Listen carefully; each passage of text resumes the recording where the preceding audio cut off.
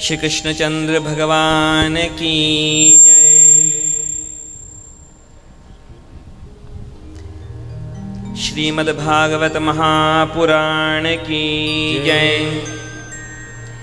श्री वेदव्यास भगवान की जय।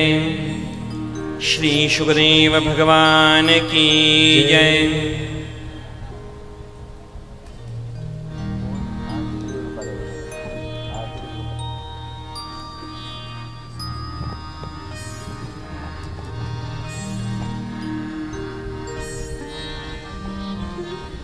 परम पूज्य श्री स्वामी जी महाराज की जय।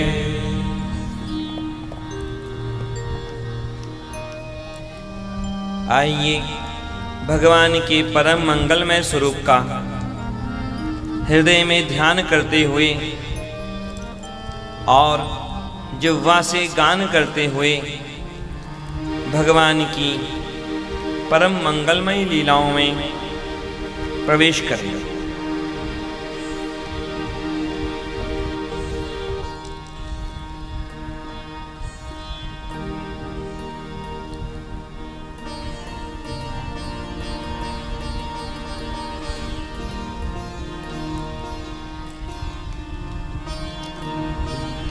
अधरम मधुरम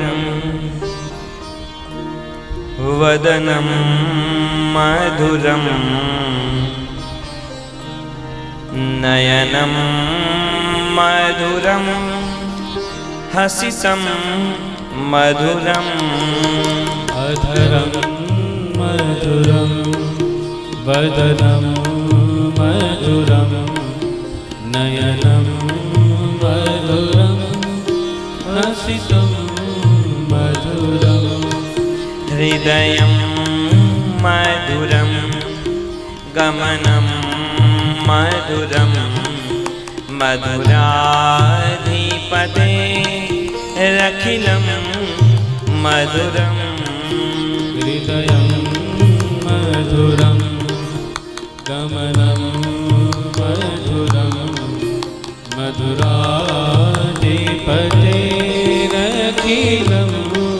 मधुरम्। वचनं मधुरं चरितं मधुरं वसनं मधुरं वलितं मधुरम्। वचनं मधुरं चरितं मधुरं वसनं मधुरं वलितं मधुरम्। चलितं मधुरं भ्रमितं मधुरं मधुराधिपते रखिलं मधुरम्। चलितं मधुरं भ्रमितं मधुरं मधुराधिपतेरखिलं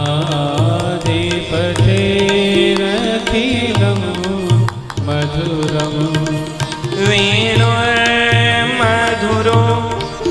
रेणुर्मधुरः पाणिर्मधुरः पादौ मधुरौ। वेणुर्मधुरो रेणुर्मधुरः पाणिर्मधुरः पादौ मधुरौ। नृत्यं मधुरं सख्यं मधुरं मधुराधिपते रखिलं मधुरम्। नृत्यं मधुरं सख्यं मधुरं मधुराधिपतेरखिलं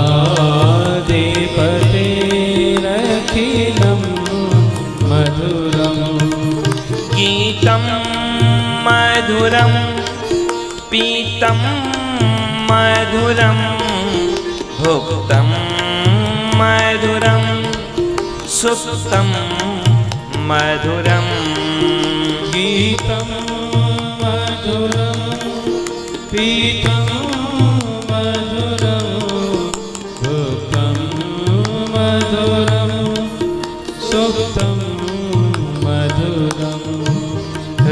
रूपं मधुरं तिलकं मधुरं मधुराधिपतेरखिलं मधुरं रूपं मधुरं तिलकं मधुरं मधुराधिपतेरखिलं मधुरं करणं मधुरं तरणं मधुरं हरणं मधुरं स्मरणं मधुरं करणं मधुरं तरणं मधुरं हरणं मधुरं स्मरणं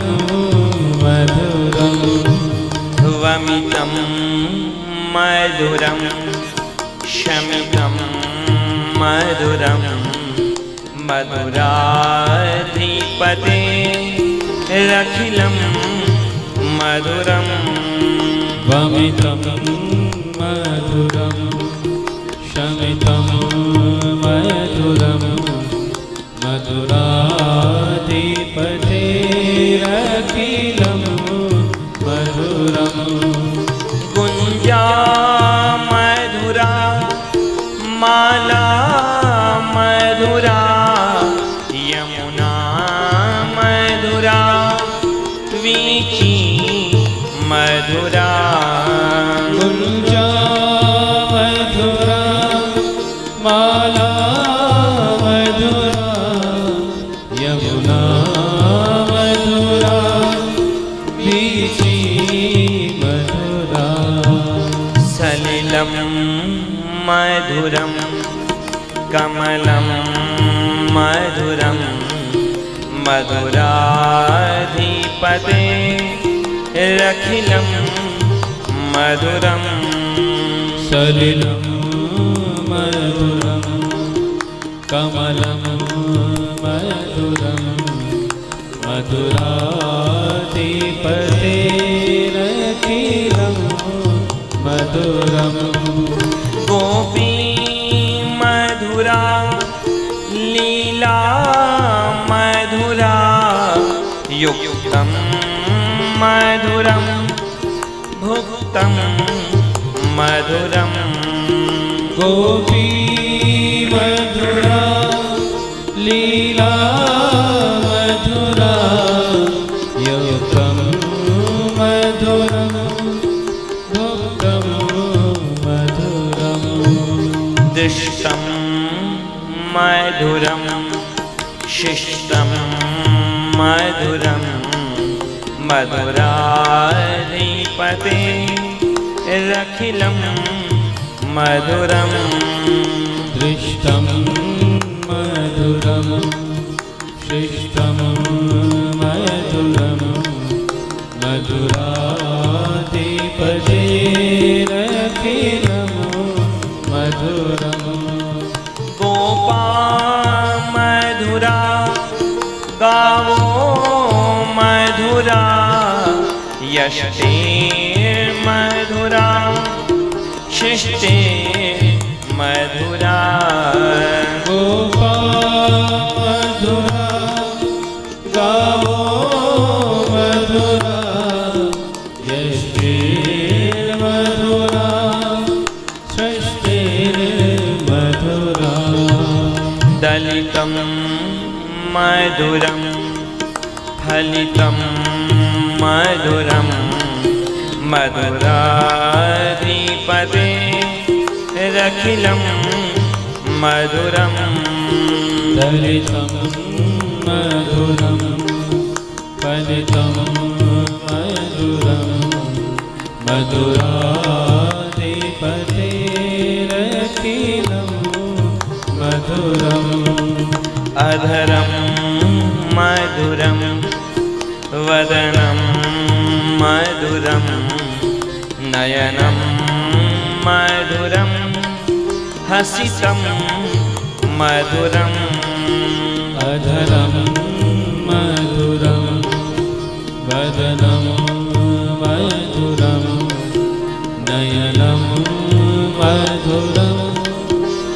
रसितं मधुरम्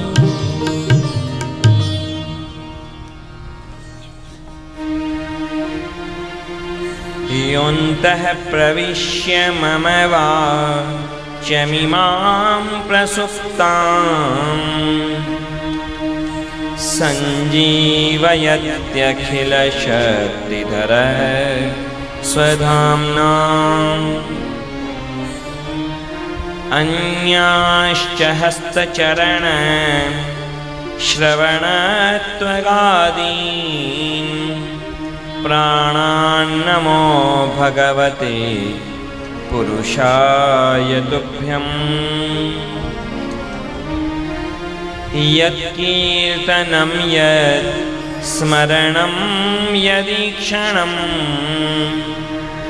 यद्वन्दनं यत् श्रवणं यदर्हणम् लोकस्य सद्यो विदुनोति कल्मषम् तस्मै सुभद्र श्रवसे नमो नमः। भूतैर्महद्भिर्य इमा पुरो विभू निर्मायिषीति यदमूषु पुरुषः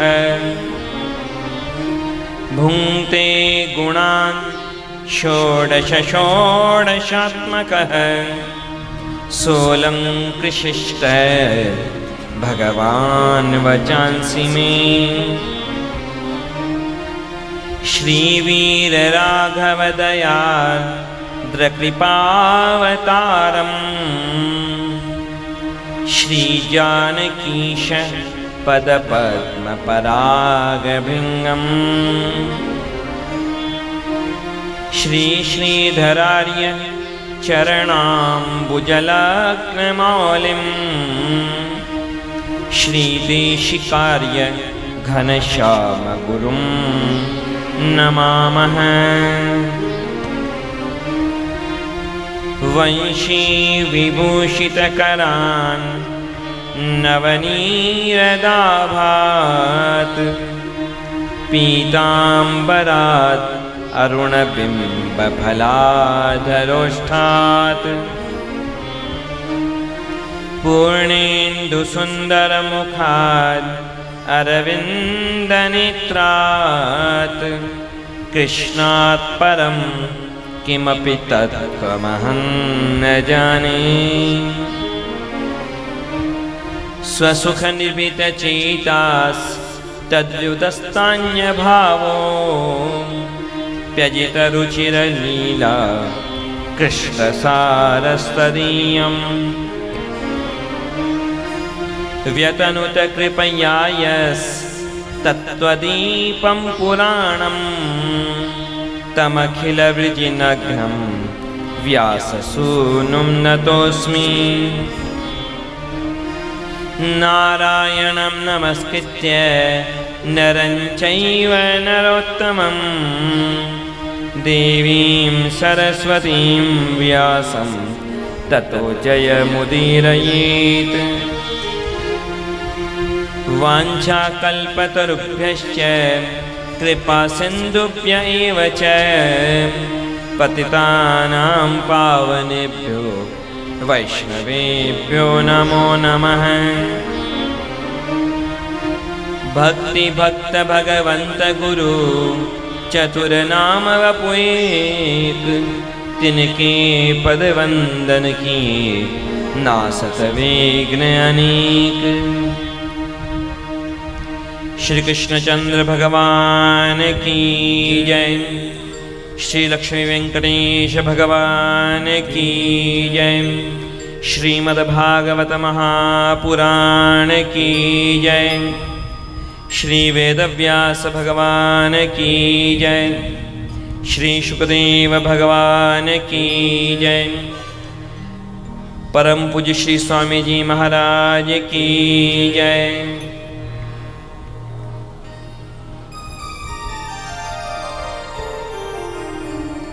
समुपस्थित समस्त भगवद भागवत जन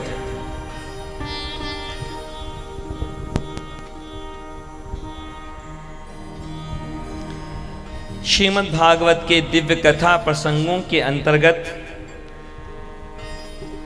कल सायंकाल प्रसंग चल रहा था श्रीमद् भागवत की महिमा का। बड़ी महिमा श्रीमद् भागवत की।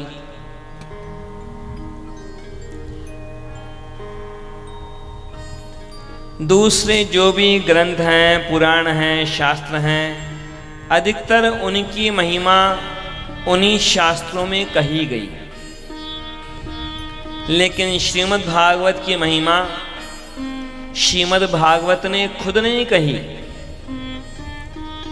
जो सबसे बड़े पुराण हैं, पद्म पुराण जिसमें 55,000 श्लोक, स्कंद पुराण जिसमें 88,000 श्लोक, उन पुराणों ने भी श्रीमद् भागवत की महिमा का गान किया।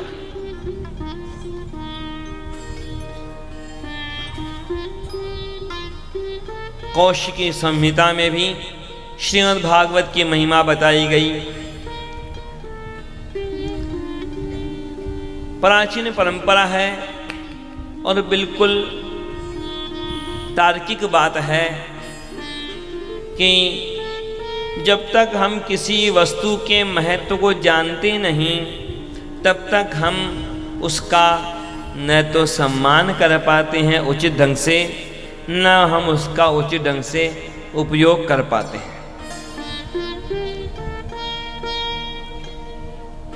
इसीलिए महिमा का चिंतन किया गया था 3 दिन, जो अलग अलग महात्म्य हैं। उनमें स्कंद पुराण के अंतर्गत और पद्म पुराण के अंतर्गत जो श्रीमद् भागवत की महिमा, उसका चिंतन किया गया था। मुख्य विषय में करते हैं प्रवेश, और मुख्य विषय में प्रवेश करने से पहले कुछ परिचय भी प्राप्त कर लें और भी हम श्रीमद् भागवत के बारे में।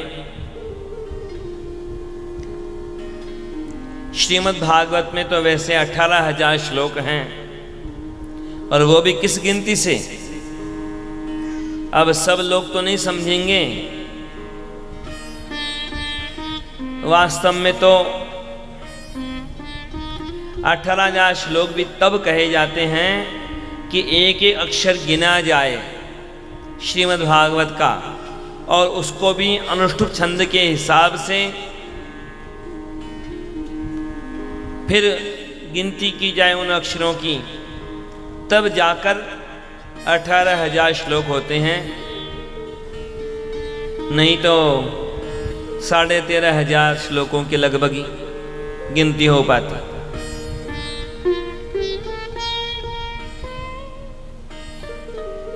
आकार में तो दूसरे पुराण कई हैं जो बड़े हैं श्रीमद् भागवत से, लेकिन दूसरे किसी भी पुराण को महापुराण नहीं कहा गया। श्रीमद् भागवत को महापुराण कहा गया, क्योंकि जो दूसरे पुराण हैं उनमें 5 लक्षण हैं, पुराणम पंच लक्षणम।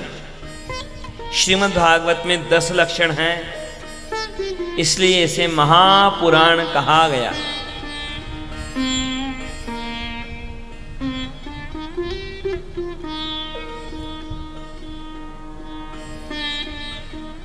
इसे पुराण क्यों कहते हैं? पुरा अपि नवम नवम प्रतिभाति। दूसरे देशों में इतिहास लिखे गए बहुत,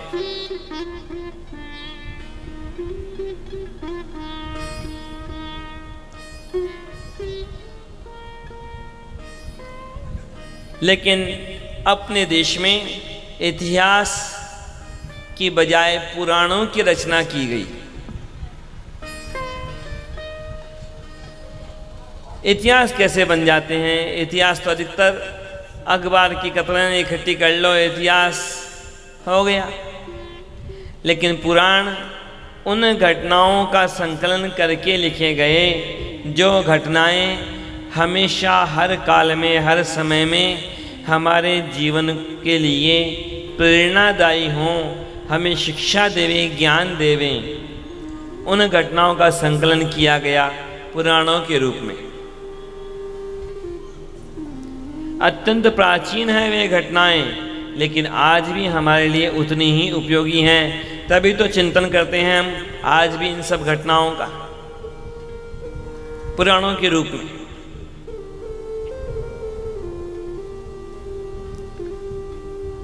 इसे कहा गया भागवत। भागवत नाम क्यों कहा गया? भगवता प्रोक्तम भागवतम, भगवान ने इसका गान किया इसलिए इसे भागवत कहते हैं। भगवता इदम, यह भगवान की वस्तु है इसलिए भी भागवत कहते हैं। भागवता नाम इदम, यह भगवान के भक्तों की वस्तु है इसलिए भी भागवत कहते हैं। और भागवता नाम चरितमिदम, ये भगवान के भक्तों का चरित्र है इसलिए भी इसे भागवत कहते हैं। और सबसे विचित्र बात, अद्भुत बात, श्रीमद् शब्द लगा है इसके साथ में। श्रीमद् शब्द देखें आप तो देखिए किसके किसके साथ में श्रीमद् शब्द लगा है। श्रीमद् भगवद गीता, श्रीमद् वाल्मीकि रामायण और ये तीसरा ग्रंथ श्रीमद् भागवत महापुराण। ये तीन ग्रंथ सीधे भगवान से जुड़े हुए हैं, इसलिए इन्हें श्रीमद् शब्द से अलंकृत किया गया।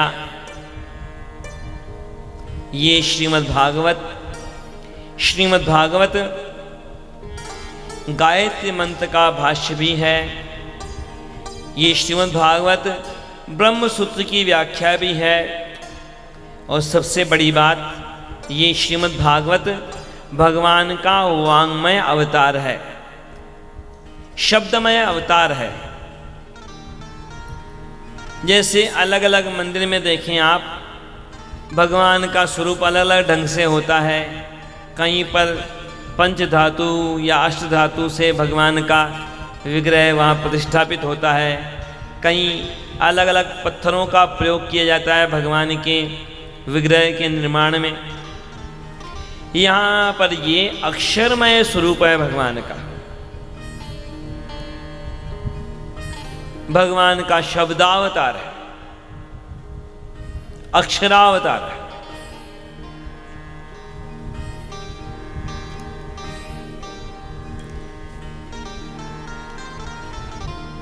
श्रीमद् भागवत में 12 स्कंद, 335 अध्याय और इन अलग अलग स्कंदों का चिंतन भी किया गया कई ढंग से।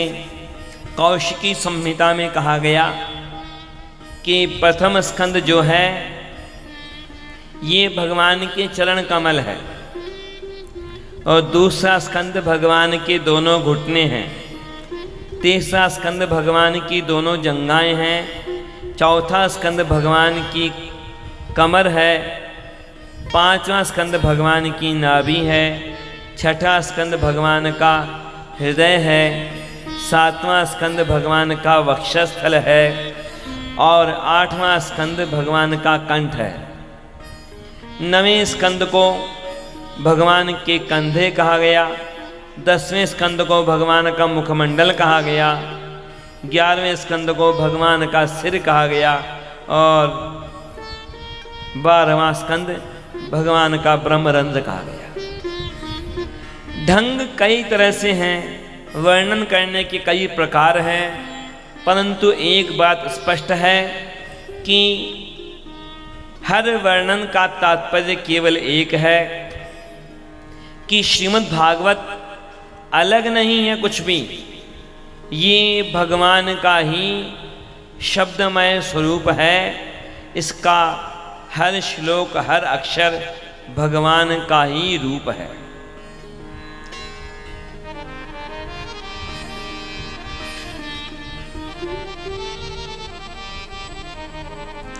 यहाँ श्रीमद् भागवत के प्रथम स्कंद के प्रथम अध्याय के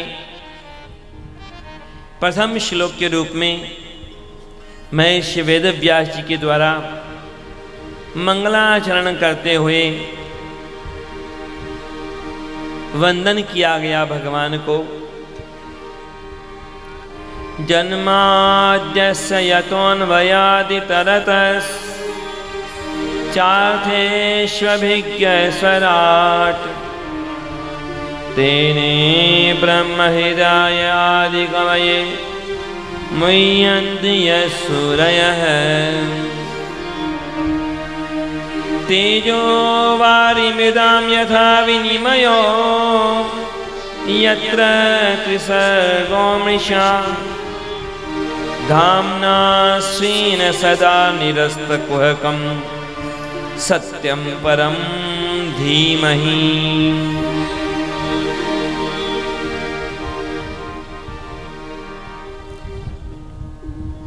वैसे तो यह अकेला श्लोक ऐसा अद्भुत है, इस एक श्लोक की ही 600 से ज़्यादा तरह की अलग अलग प्रकार की व्याख्याएं प्राप्त होती हैं, बिल्कुल अलग अलग अर्थ।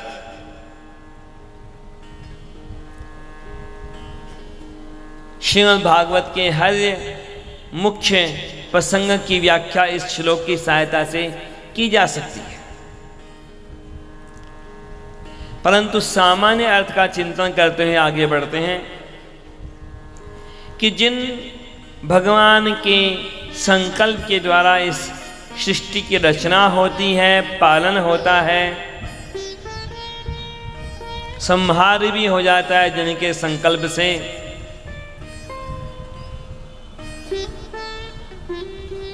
जिन भगवान को जानने में बड़े बड़े ज्ञानी भी मोहित हो जाते हैं, जिन भगवान को केवल उनकी कृपा से ही यानी भगवान की कृपा से ही जाना जा सकता है, ऐसे परम सत्य का हम ध्यान करते हैं। सत्यम परम धीमहि।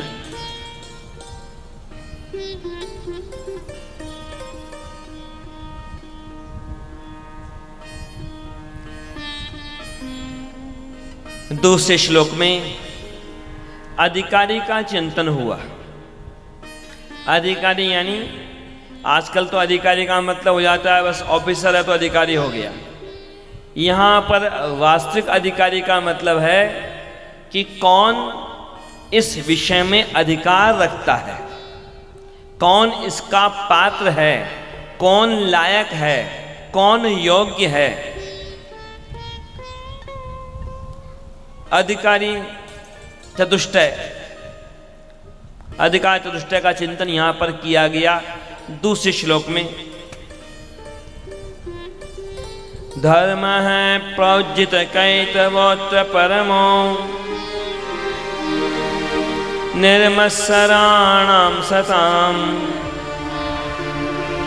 वेद्यं वास्तवमत्र वस्तु शिवदं तापत्रयोन्मूलनम्।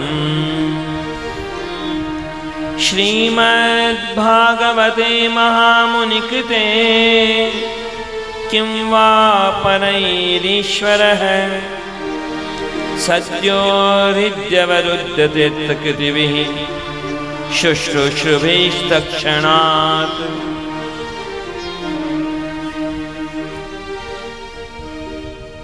वैसे भी ये जो प्रथम स्कंद है ये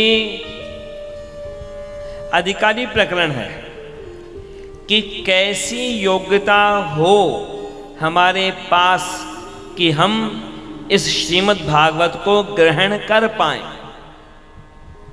क्योंकि जब तक किसी की योग्यता नहीं होती, लायकी नहीं होती, तो वह उस वस्तु को प्राप्त करके भी उसका उपयोग नहीं कर पाता या प्राप्त ही नहीं कर पाता। क्या योग्यताएं आवश्यक हैं श्रोता वक्ता के लिए, उनका चिंतन है यहाँ। प्रथम स्कंद में वही प्रसंग है बार बार।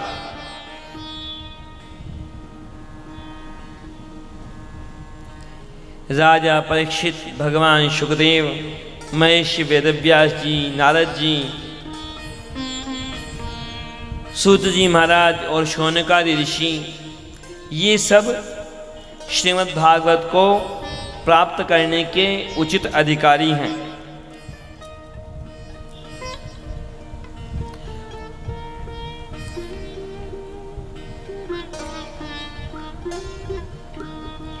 वह योग्यता आए कैसे, क्या योग्यताएं जरूरी हैं। पात्रता नहीं होती, लायकी नहीं होती तो वस्तु प्राप्त नहीं होती, हो जाए तो टिकती नहीं है। पात्र किसे कहते हैं? पात्र यानी सामान्य बात आप करो तो पात्र कहते हैं बर्तन को, चाहे गिलास, कटोरी, बाल्टी, ये सब अलग अलग तरह के पात्र हैं, बर्तन हैं।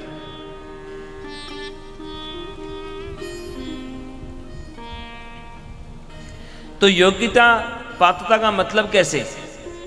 ऐसा समझिए जैसे बारिश हो रही है, अब बारिश में किसी ने अपना छोटा सा गिलास रख दिया आंगन में, किसी ने कटोरी रख दी, किसी ने बड़ा सारा भगोना रख दिया, किसी ने बाल्टी रख दी। अब बारिश होती रही, बारिश रुकने पर अब बाल्टी भर गई तो बाल्टी भर गई, जिसकी उसको बाल्टी उठा के ले आया अंदर। दूसरे ने कह दिया देखो इस बारिश ने भेदभाव किया। कि क्या भेदभाव किया?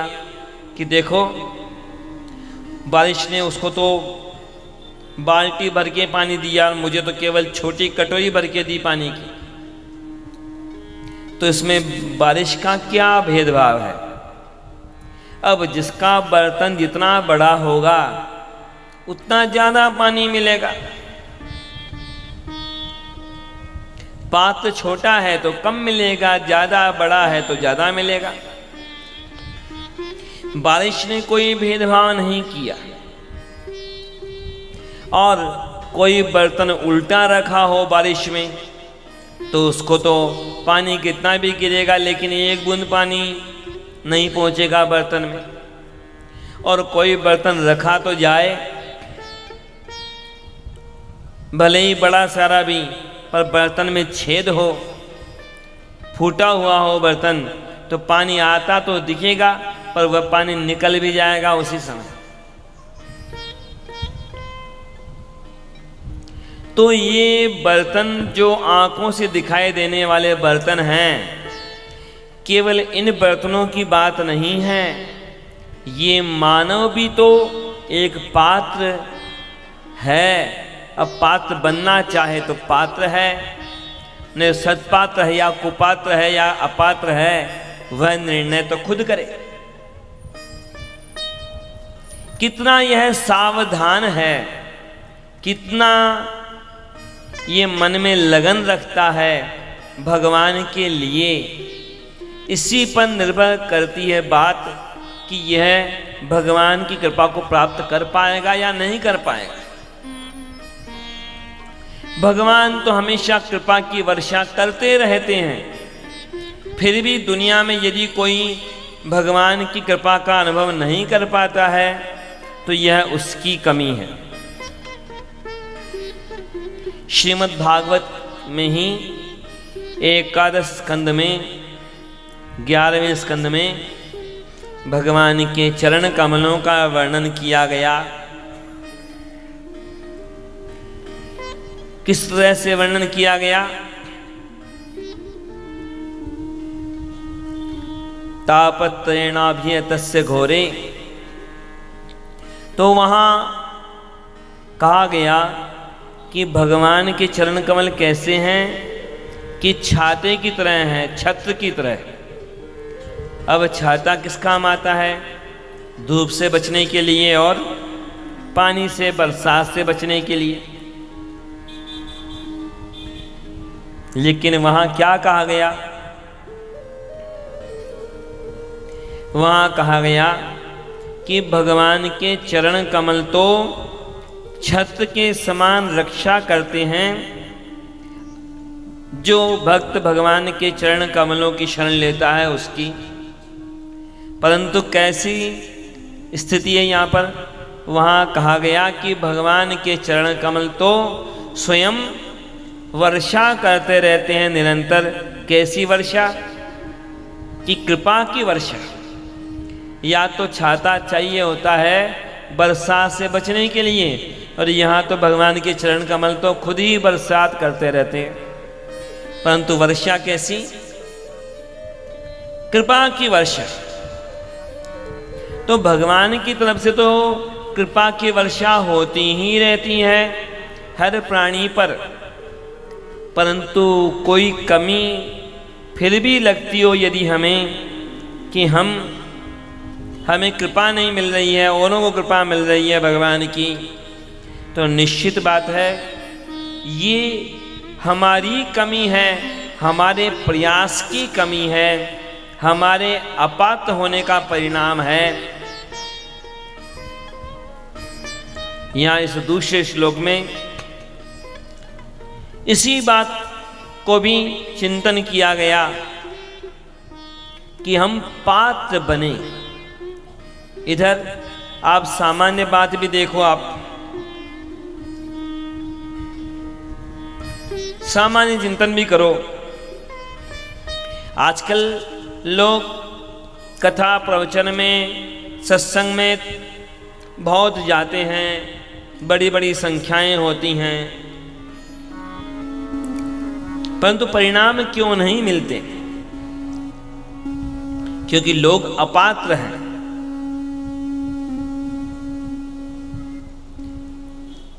पुरानी बातें सुनते होंगे लोग कि कभी कभी कितने कैसे कैसे भक्तों की जीवन की घटनाएं, जो कभी भक्त कभी दुष्ट होते थे, लेकिन एक उपदेश मिला और जीवन बदल जाता था उनका। आजकल तो रोज सैकड़ों सैकड़ों बार उपदेश करते रहो, असर नहीं होता लोगों पर।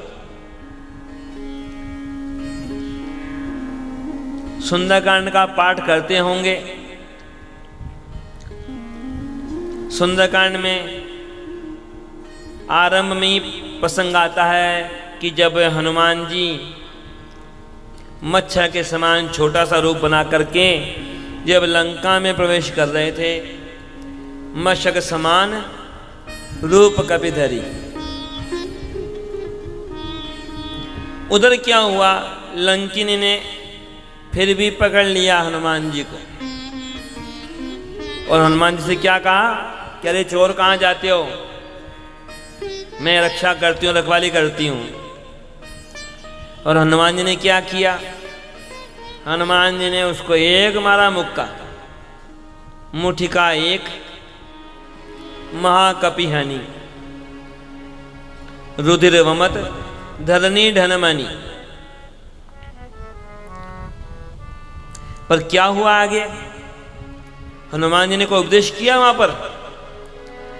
हनुमान जी ने एक शब्द नहीं कहा उसको, हनुमान जी ने एक शब्द नहीं कहा, एक उपदेश नहीं किया। और लंकिनी क्या कह रही है कि आज तो बड़ा भारी सत्संग हो गया मेरा, तात स्वर्ग अपवर्ग सुख है, धरी है तुला एक अंग। महिमा बता रही है कि स्वर्ग हो, मुक्ति हो, उससे बढ़कर के भी, सबसे बढ़कर के तो सत्संग है। आज बड़ा भारी सत्संग हुआ। अब सत्संग कहाँ किया था? हनुमान जी ने तो मुक्का मारा था। ये सत्संग मुक्का ही मारता है यदि कोई सही ढंग से हो लग जाए तो। हनुमान जी ने मुक्का मारा तो लंकिनी को होश आया कि हाँ भाई, जो अब तक रावण को अच्छा समझती थी, हनुमान जी को चोर समझती थी, अब होश आया लंकिनी को कि हाँ मैं तो उल्टा समझ रही थी। ज्ञान हुआ, विवेक हुआ। सत्संग यही तो करता है कि जिन गलत चीजों को हम सही समझ बैठे हैं, सही को गलत समझ बैठे हैं, वह विवेक जागृत होता है सत्संग से। लेकिन आजकल कहाँ होता है? सुनते हैं लोग, केवल सुनने की स्टाइल को बस देखते हैं, क्या कहा गया सुन लेते हैं, पर मतलब पर ध्यान नहीं देते कि करना क्या है। अधिकतर लोग कथा प्रवचन में भी बस इसी आस में जाते हैं, कोई टोना टोटका मिल जाए, कोई जादू की छड़ी मिल जाए, कोई शॉर्टकट मिल जाए। अरे समस्याएं तो स्वयं भगवान ने अवतार लिए तब भी समस्याएं थी।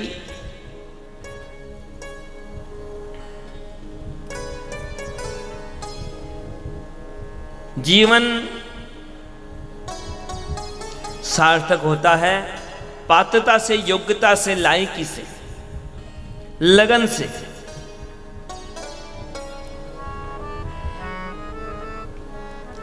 आजकल असर नहीं होता लोगों पर, सुन तो लेते हैं। पहले कहते थे ना लोग कि शमशान वैराग्य, कि भाई शमशान में किसी को जलाने के लिए ले गए, अब देख रहे हैं कि चिता जल रही है। देखो कल तक तो बात कर रहा था, अभी चिता जल रही है इसकी। दुखी हो जाते, अरे क्या पड़ा है दुनियादारी में, घर बार में।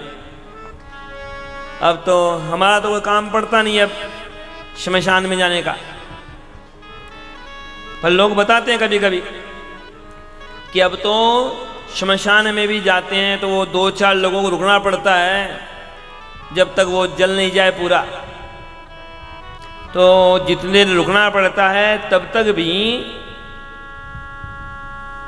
उतनी देर भी चिंता नहीं होती उनको, खुद के मरने की चिंता नहीं है। वहां भी वही दुनियादारी की बातें शुरू हो जाती हैं। मतलब वैराग्य तो क्षण भर वाला भी गायब हो गया। क्या विडंबनाएं हैं।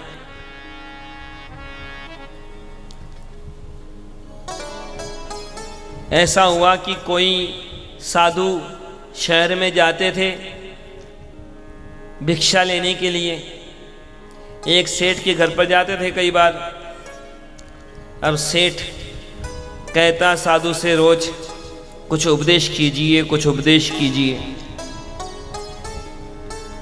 संत टाल देते कि अगली बार कहूंगा, अगली बार कहूंगा। एक दिन सेठ पीछे पड़ गया, आज तो मुझे उपदेश अवश्य दीजिए, ऐसे नहीं जाने दूंगा। संत ने कहा ठीक है, कल निश्चित, कल उपदेश दूंगा। अब तो अगले दिन संत जब आए, सेठ भिक्षा लेकर के आया सामने, कमंडलू आगे कर दिया संत ने, तो कमंडल में डालने लगा। जैसे ही वह वहां पर सेठ तो तत्काल भिक्षा डालते डालते रुक गया, हाथ पीछे खींच लिया कि नहीं कि क्यों रुक गए, कि नहीं ये आपका कमंडलू साफ नहीं दिख रहा, इसमें गोबर लगाया कुछ और गंदा दिख रहा है कुछ। साधु ने कहा डाल दो ऐसे ही भिक्षा, कि नहीं ऐसे भिक्षा डालूंगा तो ये जो अनाज डालूंगा या जो रोटी डालूंगा तो वो रोटी खराब हो जाएगी।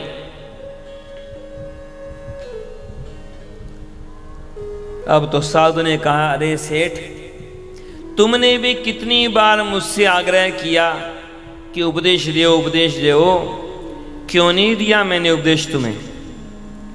तुम तो बस उपदेश को भी एक बस फैशन की तरह, बस देखा देखी की तरह कि हाँ संत से कुछ सुनना चाहिए, औरों से सुन ली बात तो खुद भी तुम सुनने चल पड़े। अरे तुम भी तो जरा सोचो, तुम्हारे मन में तुमने कितना कचरा भर रखा है, काम क्रोध लोभ मोह छल कपट राग द्वेष। अरे तुम अपने मन की उस गंदगी को निकालो तो सही। उस गंदगी को निकालोगे नहीं तो मैं कितना भी अच्छा उपदेश दूं वो तो सब बेकार हो जाएगा।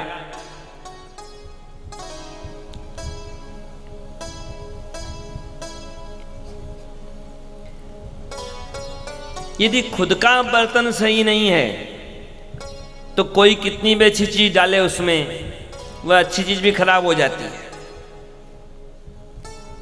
यहां बार बार इसी बात के बारे में कहा जा रहा है। परिणाम होता क्यों नहीं है इतनी कथा, इतने प्रवचन, इतने सत्संग से भी?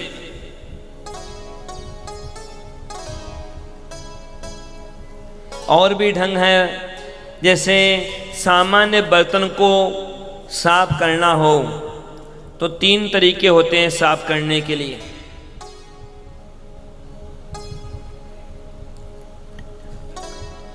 या तो अब यहाँ भी संकेत है कुछ, जैसे प्रथम श्लोक में भी तेजो वारी मृदाम, तेज मतलब अग्नि, वारी मतलब जल और मृदा मतलब मिट्टी। किसी बर्तन को साफ करना हो तो 3 तरीके होते हैं सामान्य तौर पर। बर्तन को साफ करना है, लो भाई पानी से धो लो। अब केवल पानी से साफ नहीं हो रहा तो मिट्टी भी रगड़ लो, या ऐसे भी साफ नहीं हो रहा है तो अग्नि में तपा लो। ये 3 तरीके। पर और गहराई से देखें तो ये तीनों तरीके भी ऐसे हैं कि ये अलग ढंग से देखें तो हमारे जीवन को भी स्वच्छ करने के लिए, पात्र बनाने के लिए, पवित्र करने के लिए तरीके काम में आ सकते हैं। कि किस प्रकार? अब जैसे जल की बात करो, अब देखो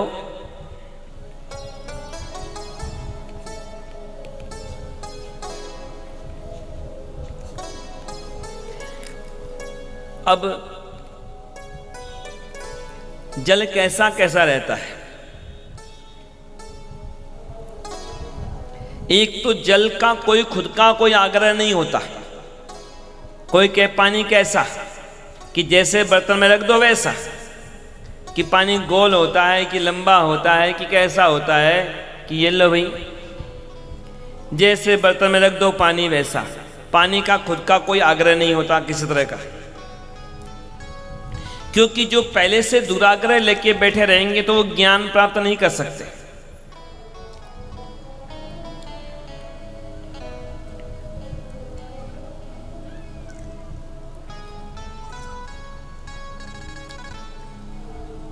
आंखों में जब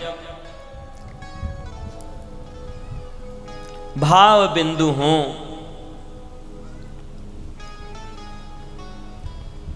वो जल काम आता है यहां अपात्र को भी पात्र बनाने में।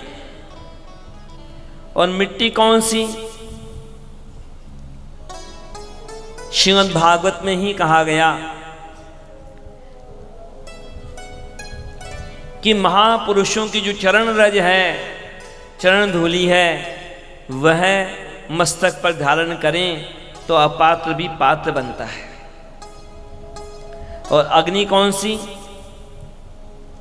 अग्नि यहां पर वैराग्य को कहा गया, जैसा कि गोस्वामी तुलसीदास जी महाराज एक दोहे में कहते हैं, विषय वासना सो वैर, राम प्रेम की आग, तुलसी या संसार में सो जानो वैराग।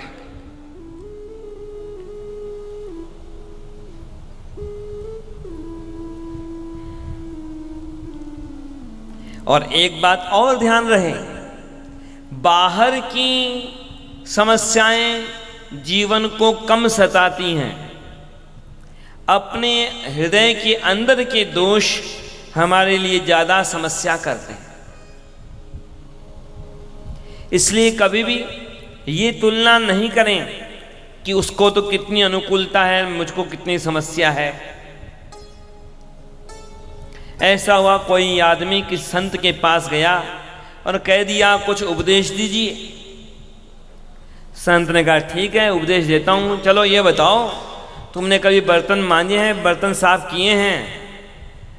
आदमी ने कहा हाँ बर्तन साफ तो किए हैं।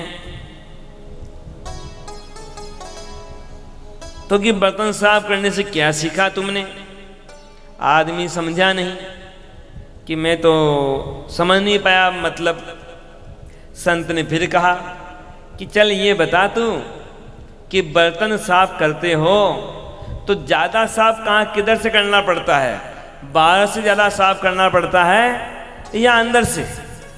आपने कहा कि हाँ, बाहर से तो कम ही करना पड़ता है, अंदर से ही ज़्यादा सफाई करनी पड़ती है बर्तन की। संत ने मुस्कुराते हुए कह दिया, बस यही बात जीवन में भी समझ लो कि बाहर की सफाई तो कम करने की आवश्यकता है, ज़्यादा दोष तो अंदर ही होते हैं, उनको दूर करो। बस यही रहस्य है पात्रता का। हम पात्र बनने का प्रयास करें। बड़े बड़े संत भी प्रयास करते हैं पर अहंकार नहीं करते। लोगों के पास योग्यता कुछ भी नहीं होती, परंतु कितना अहंकार होता है कि मैं ऐसा। भगवान के भक्तों भगवान से कहते हैं, भगवान क्या कहूँ मैं अपना गुण, कौन से गुण का वर्णन करूं भगवान, मेरे पास कोई गुण नहीं, मैं तो दोषों से भरा हूं, बस कृपा करो भगवान आप, मैं तो आपकी शरण में। न तो रूप है न तो रंग है, न गुणों की कोई खान हो, फिर शाम कैसे शरण मिले। इसी सोच में मेरे प्राण हैं, फिर शाम कैसे शरण मिले। न तो रूप है न तो रंग है, न तो रूप है न तो रंग है, न गुणों की कोई खान हो, फिर शाम कैसे शरण मिले। इसी सोच में मेरे प्राण हैं, फिर शाम कैसे शरण मिले।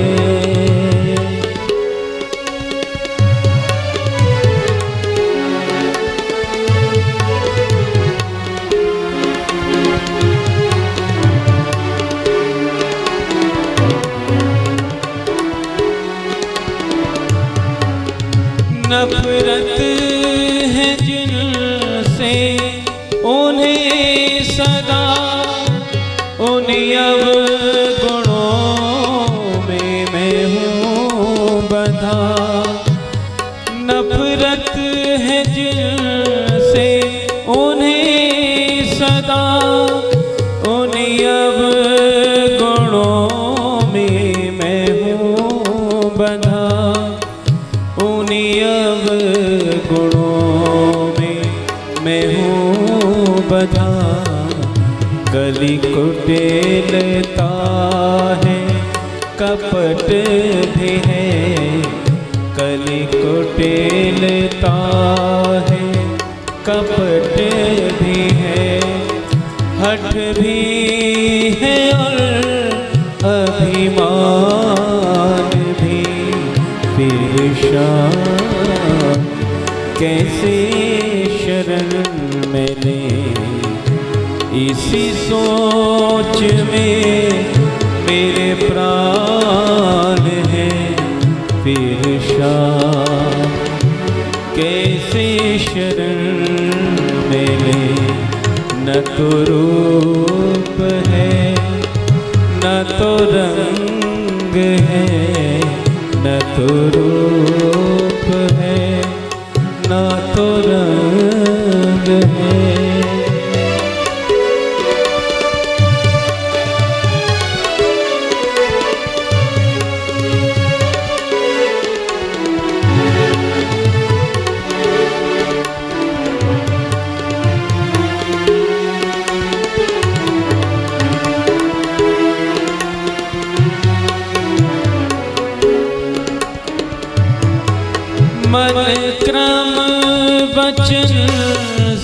विचार से लगी लो है इस संसार से। मन क्रम वचन से विचार से लगी लो है इस संसार से। लगी लो है इस संसार से। पर स्वप्न में भी भूल कर, पर स्वप्न में भी भूल कर कभी उनका ना कुछ ध्यान है। फिर शाम कैसे शरण मिले इसी सोच में मेरे प्राण हैं। फिर शाम कैसे शरण मिले। न तो रूप है न तो रंग है, न तो रूप है न तो रंग है।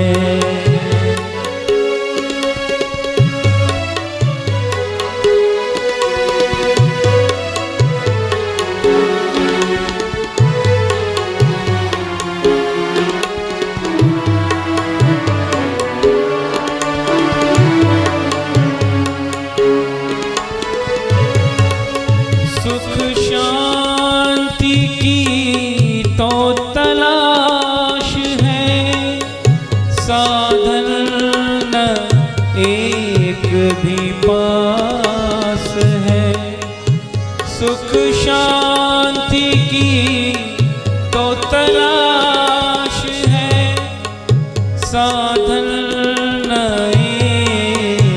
भी पास है। साधन न एक भी पास है। न तो योग जप तप कर्म है, न तो योग जप तप कर्म है।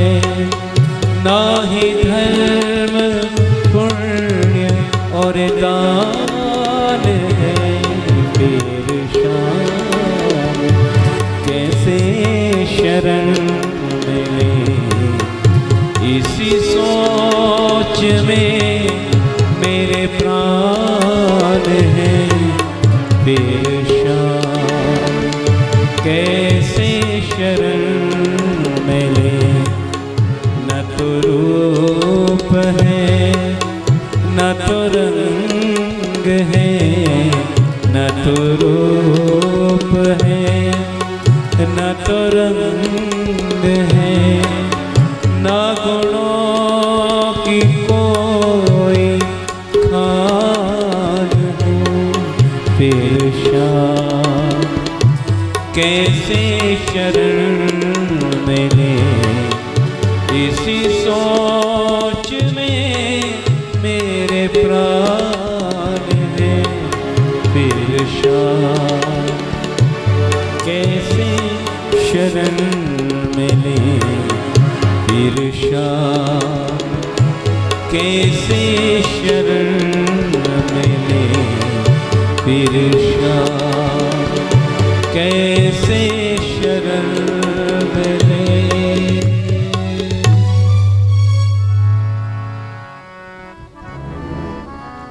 जिसे प्रसन्न करना हो हमें अपना जीवन उसके अनुसार बनाना होगा। यदि हम चाहते हैं कि हमें कृपा मिले भगवान की, तो हमें अपने जीवन में उन गुणों को लाना होगा जो गुण भगवान को प्रिय हों, और जो दोष भगवान को अप्रिय हैं उन दोषों को जीवन से दूर करना होगा। तभी तो हम उनकी कृपा के योग्य बन सकते हैं। विडंबना दुनिया की बड़ी विचित्र है। आजकल लोगों का जीवन तो रहता है रावण के जैसा, और खुश करना चाहते हैं राम जी को, हनुमान जी को, भगवान के अलग अलग स्वरूपों को। कैसे होंगे पसंद भगवान?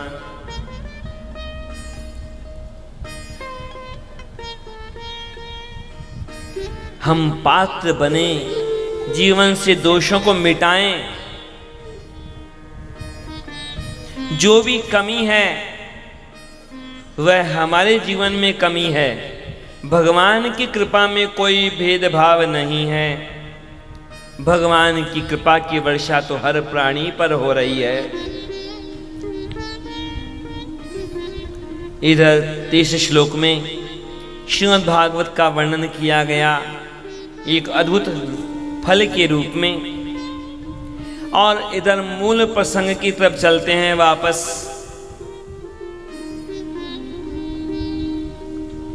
जो संवाद चल रहा है शौनकादि ऋषियों का सूत जी महाराज के साथ में नैमिषारण्य में। नैमिषे निमिष क्षेत्रे ऋषयः शौनकादयः सत्रम स्वर्गाय लोकाय सहस्र सममासत।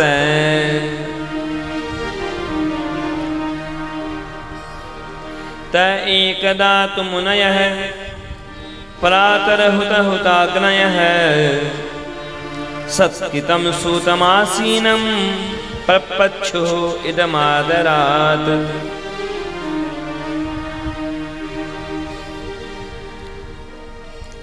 छह प्रश्न पूछे शौनकादि ऋषियों ने सूत जी महाराज से कि क्या है साधन भगवान की कृपा प्राप्ति का, क्या है शास्त्रों का सार, क्यों लेते हैं भगवान अवतार,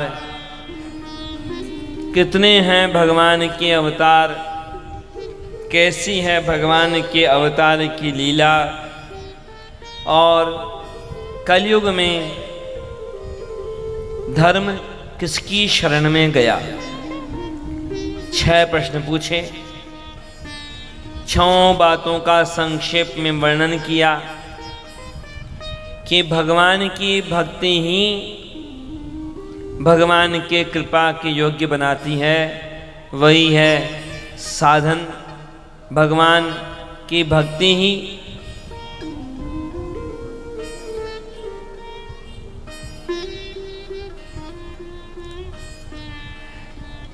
श्रीमद् भागवत सार है शास्त्रों का, और अनेक कारण हैं वैसे तो भगवान के अवतार के, लेकिन मुख्य कारण है कि भगवान अपने भक्तों पर कृपा करने के लिए अवतार लेते हैं। कितने अवतार कि अवतारों की गिनती नहीं हो सकती, सारे अवतारों की तो पर 24 अवतार प्रसिद्ध है। अवतार की लीला कैसी कि उसका वर्णन श्रीमद् भागवत में मिल जाएगा। और कलयुग में धर्म किसकी शरण में गया, तो भगवान के पावन नामों की शरण में गया।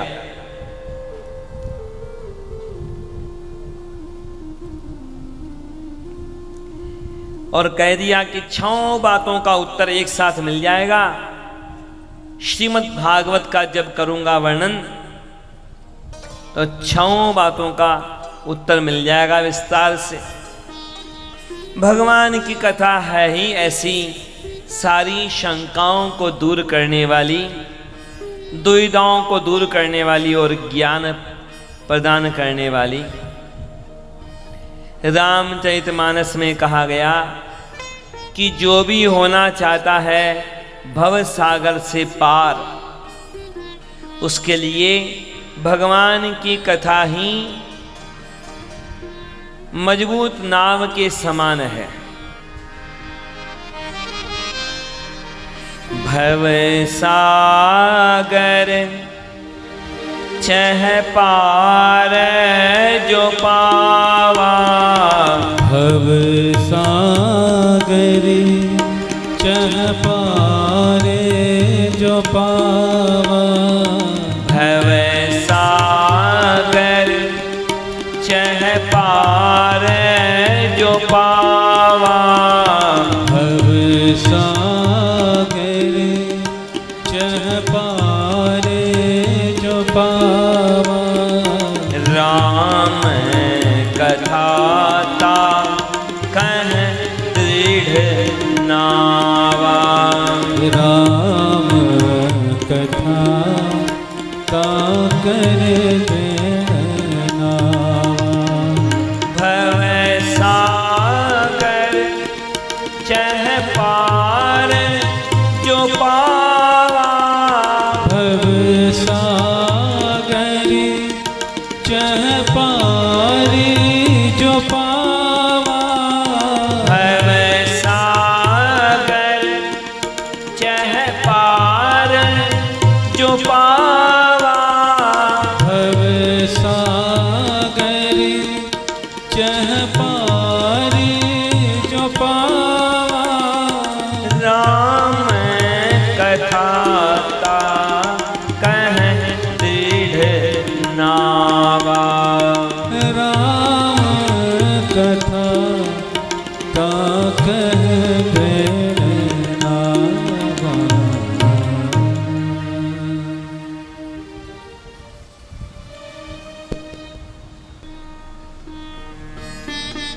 मूल प्रसंगों का वर्णन करने से पहले श्रीमद् भागवत की रचना कैसे हुई, भगवान शुकदेव ने कैसे अध्ययन किया, इनके बारे में प्रश्न पूछा था। शौनकादि ऋषियों ने, सूत जी महाराज ने अब तो पहले किया मंगलाचरण और बताने लगे कि श्रीमद् भागवत की रचना होने से पूर्व पहले की बात, महर्षि वेदव्यास जी के पुत्र के रूप में भगवान शुकदेव ने जन्म लिया, लेकिन कैसा ज्ञान और कैसा वैराग्य उनका। जन्म लेने के बाद न माता की तरफ देखा न पिता की तरफ देखा, वन में चले गए भगवान शुकदेव।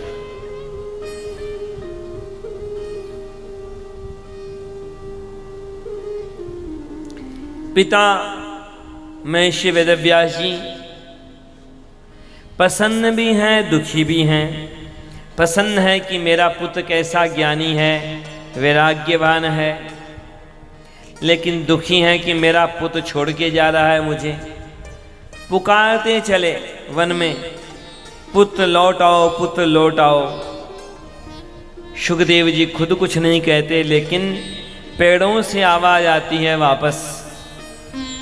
इधर पुकारते हैं महर्षि वेदव्यास जी, पुत्र पुत्र, पेड़ों से वापस आवाज आती है पुत्र पुत्र। मानो संकेत करते हैं कि कौन पिता कौन पुत्र। सारे संबंध बनते रहते हैं, बिगड़ते रहते हैं। एक जन्म में कौन क्या बना, अगले जन्म में कौन क्या बने। महर्षि वेदव्यास जी अपने आश्रम में आ गए। बीत रहा था समय। एक दिन की बात, महर्षि वेदव्यास जी आश्रम में विराजमान हैं, लेकिन उनका मन बड़ा उदास है। कुछ दुखी अपने मन में अनुभव करने लगे। अब संसार में कोई उदास होता है तो क्या करता है? उदास होता है कोई तो व्यसनों में उलझ जाता है, नशे में उलझ जाता है। ज्यादा लंबी चल जाए उदासी तो कोई आत्महत्या तक कर लेते हैं लोग। लेकिन ये संसार के सामान्य लोगों का व्यवहार रहता है। महर्षि वेदव्यास जी क्या चिंतन कर रहे हैं? संसार में लोग उपाय ढूंढते हैं बाहर,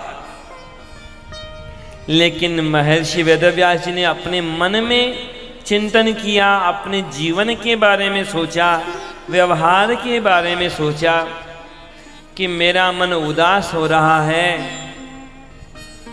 तो जरूर कोई न कोई मुझसे मेरा कर्तव्य छूट गया है, कोई चूक हुई है मुझसे। क्योंकि यदि कोई व्यक्ति अपने कर्तव्य का पालन करेगा बराबर, तो वह उदास नहीं हो सकता। क्या कर्तव्य छूट गया मुझसे मेरा? सोच ही रहे थे महर्षि वेदव्यास जी। उधर नारद जी का आगमन हुआ, नारद जी का स्वागत किया महर्षि वेदव्यास जी ने। नारद जी ने पूछ लिया, महर्षि आप तो परम ज्ञानी हैं, आप उदास कैसे दिख रहे हैं? महर्षि वेदव्यास जी ने कहा, ये बात तो मैं भी समझ नहीं पा रहा हूं। अब सामान्य लोग क्या जाने महर्षि वेदव्यास जी के कार्यों के बारे में। महाभारत की रचना की थी महर्षि वेदव्यास जी ने। 1 लाख श्लोक महाभारत में, कितना बड़ा ग्रंथ। उस समय तक 17 पुराणों की रचना कर चुके थे महर्षि वेदव्यास जी। एक वेद के मंत्रों का विभाजन करके 4 वेद बना दिए थे महर्षि वेदव्यास जी ने।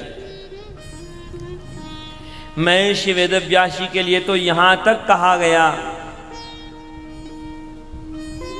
उनकी स्तुति में, अचतुर्वदनो ब्रह्मा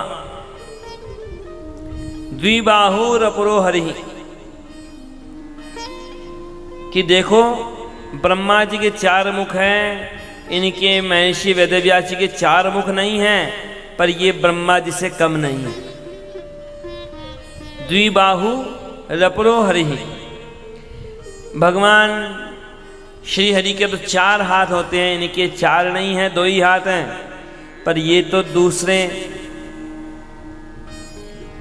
नारायण के समान समझो इनको। अभाल लोचना शंभु, शिव जी के 3रा नेत्र भी है भाल में। तो कहा कि देखो महर्षि वेदव्यास जी के 3रा नेत्र नहीं है, पर ये शिव जी से कम भी नहीं है।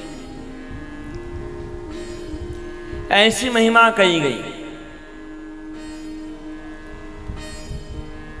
बड़े महान कार्य किए थे, लेकिन नारद जी ने क्या कहा महर्षि वेदव्यास जी से कि देखिए आपने जो कार्य किए बड़े महान हैं, परंतु जो जितनी ज़्यादा योग्यता वाला होता है उससे अपेक्षा भी ज़्यादा होती है।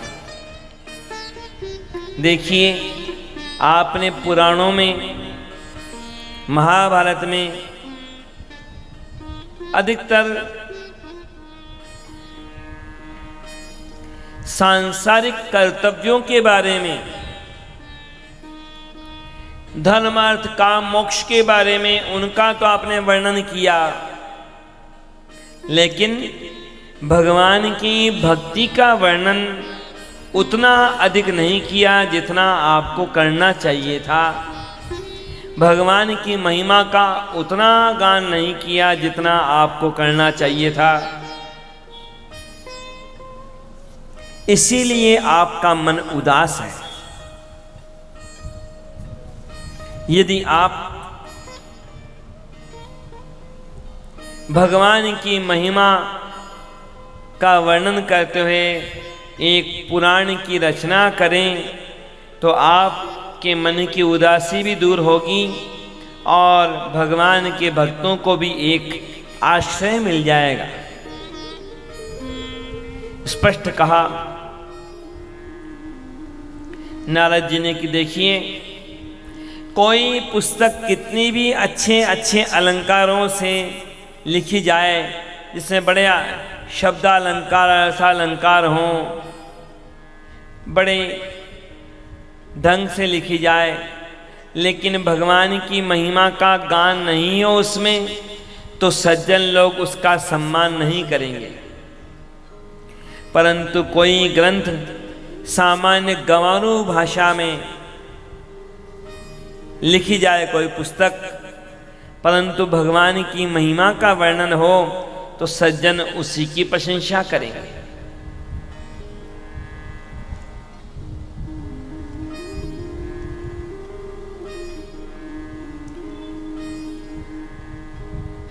आप तो श्रीमद् भागवत महापुराण की रचना कीजिए।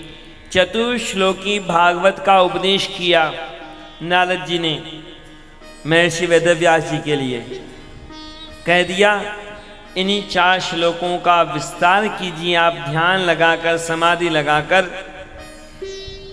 श्रीमद् भागवत पुराण के रूप में रचना कीजिए।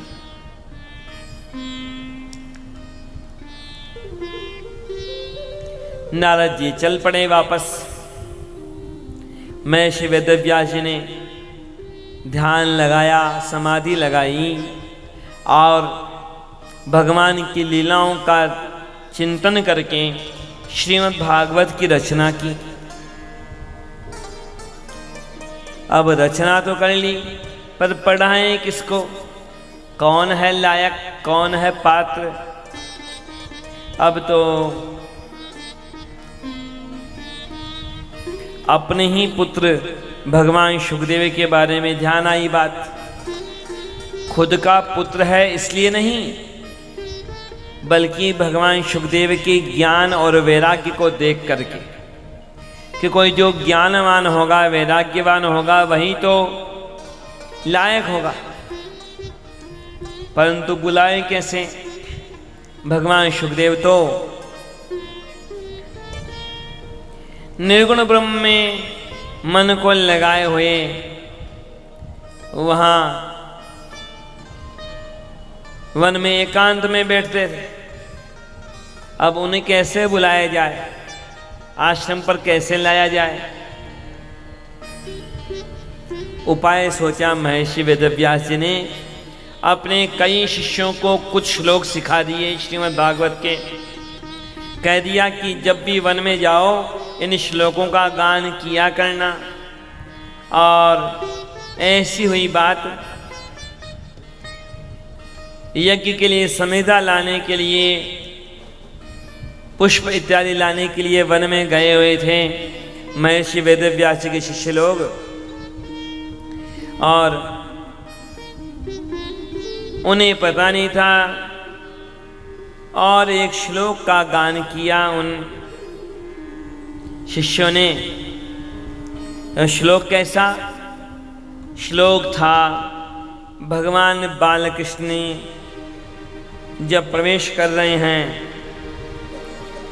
अपने सखाओं के साथ वृंदावन में, तो उसका वर्णन किया गया।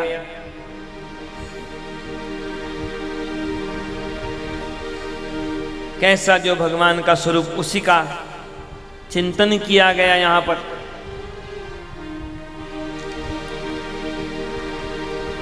और वही श्लोक सुना किसने? सुना भगवान सुखदेव ने।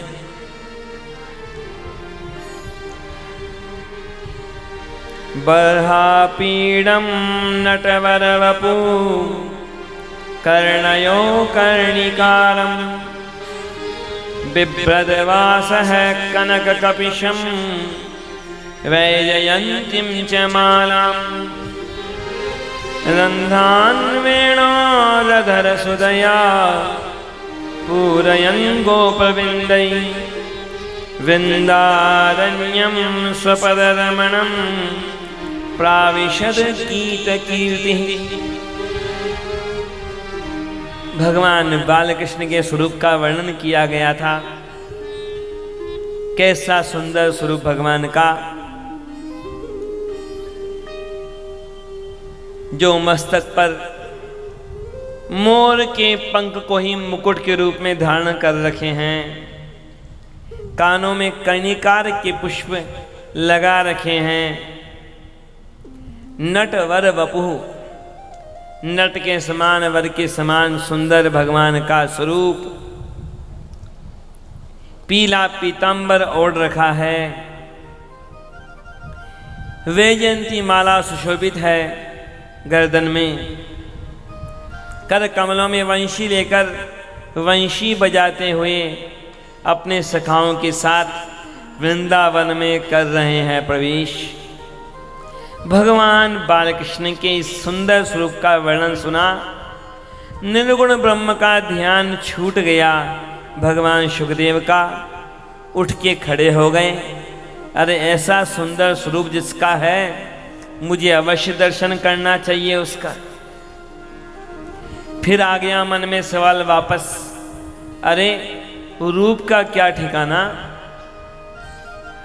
अधिकतर जिनका रूप सुंदर होता है संसार में, अधिकतर उनका स्वभाव अच्छा नहीं होता। मुझे तो रूप का ही पता लगा, मुझे पता नहीं है इस बालकृष्ण का स्वभाव कैसा है।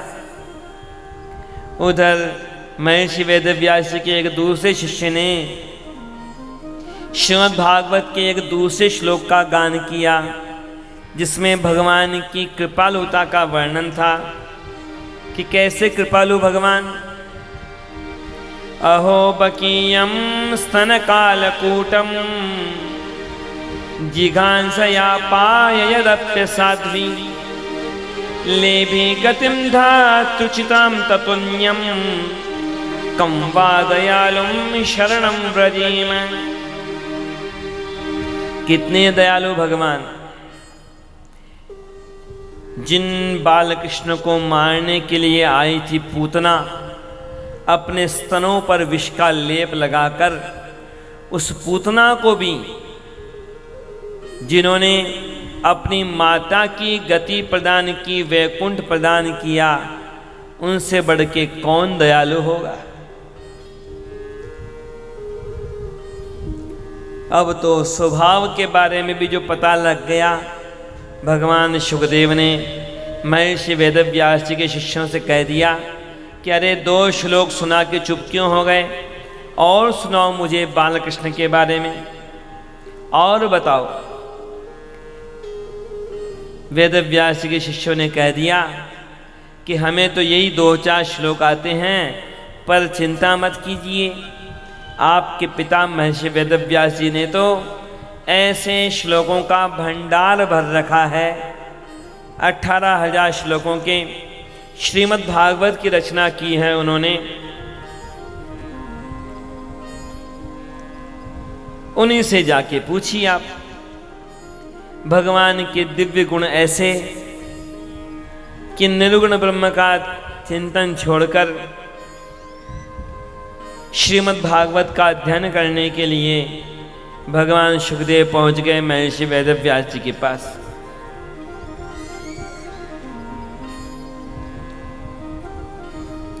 इधर पूछा शौनकादि ऋषियों ने सूत जी महाराज से,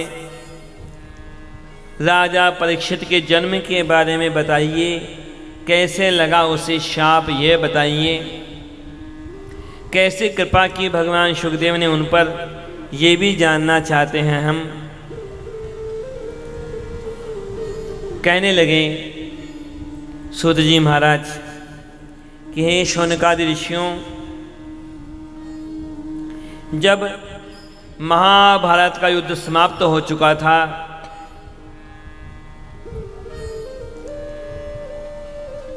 दुष्ट अश्वत्थामा के द्वारा पहले तो पांडवों के 5 पुत्रों का वध कर दिया गया था, सोते हुओं का, और बाद में उसी अश्वत्थामा ने पांडवों के वंश को निर्मूल करने के लिए सूक्ष्म रूप से ब्रह्मास्त्र का प्रयोग किया, उत्तरा के गर्भ को नष्ट करने का प्रयास किया।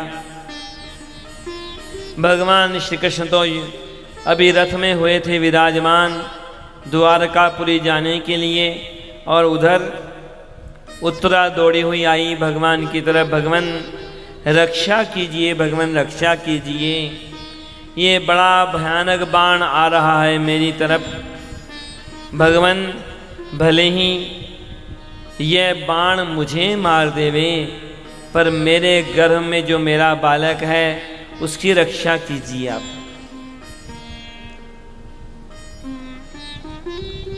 पाहि पाहि महायोगिन देवदेव जगत्पते नान्यं त्वदभयं पश्ये यत्र मृत्युः परस्परम् अभिद्रवति मामीश शरस्तप्तायसो विभो कामं दहतु मां नाथ मामे गर्भो निपात्यताम्।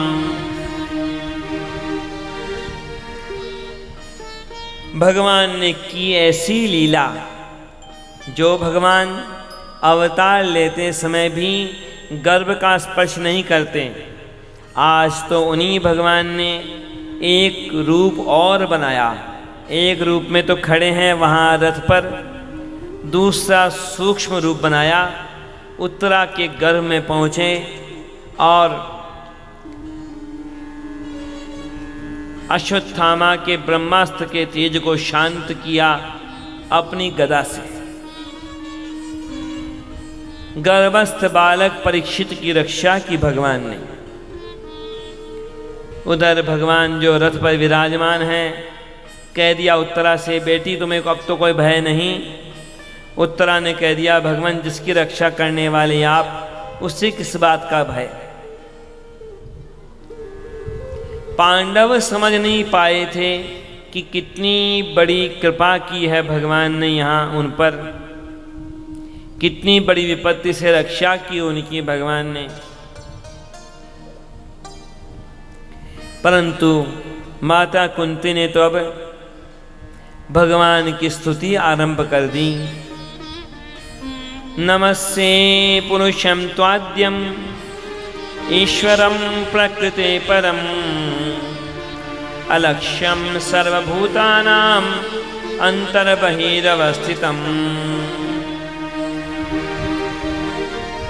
भगवान ने तो मुस्कुराते कह दिया, बुआ जी आप मेरी बुआ लगती हैं, आप मुझे मेरी स्तुति कैसे कर रही हैं? प्रणाम करूं तो मैं करूं आपको? माता कुंती ने कह दिया, भगवान भले ही मेरे पुत्र आपको न पहचाने, परंतु भगवान आपकी कृपा से मुझे पता है आपके बारे में, आप ही जगत के अधिष्ठाता हैं। भगवान कितनी कितनी बार कृपा की आपने मुझ पर, कितनी बार रक्षा की आपने हमारी। भगवान मैं गिनती नहीं कर सकती, अनगिनत बार आपने कृपा की मुझ पर, मेरे पुत्रों पर। विशान महाग्ने पुरुषाद दर्शनात् असत्सभाया वनवास कृच्छतः मृधे मृधेने कमहारथास्त्रतो द्रोण्यस्ततस्यास्म हरे विरक्षितः। भगवान दुष्ट दुर्योधन ने भीमसेन को विष पिला के डुबा दिया था, पर आपने की रक्षा। भगवान लाक्षागृह में हम जल के राख हो जाते, लेकिन भगवान आपने व्यवस्था की तो हमारी रक्षा हो पाई। भगवान कैसा भयानक युद्ध था महाभारत का, लेकिन आपने रक्षा की मेरे पुत्रों की। छोटी सेना थी मेरे पुत्रों की, पर आपने रक्षा की, विजय भी दिलाई, रक्षा भी की।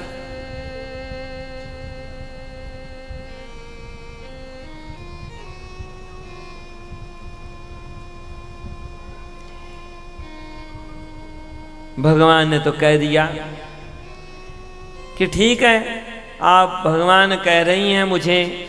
अब भगवान मान के कोई स्तुति करता है तो क्यों करता है? कोई कामना होती है मन में तब। भगवान ने कह दिया कि चलो मांग लो वरदान।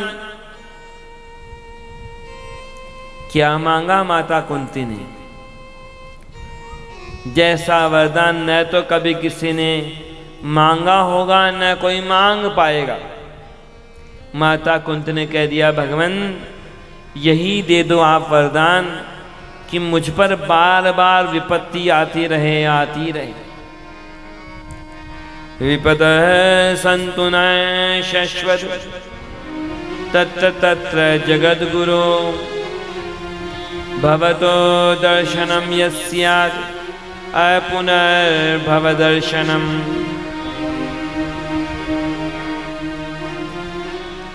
बार बार विपत्ति आती रहे मुझ पर। भगवान ने कहा, ये क्या मांगा वरदान? लोग तो केवल सुख चाहते हैं, दूसरे को दुख देके भी सुख मिलने की संभावना होती है, तो लोग दूसरों को दुख देने से हिचकते नहीं हैं। और आप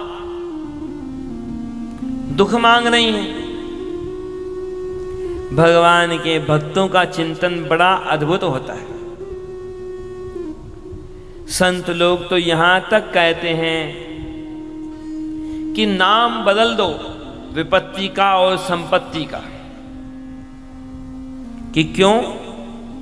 कि अरे विपत्ति विपत्ति नहीं है, संपत्ति संपत्ति नहीं है।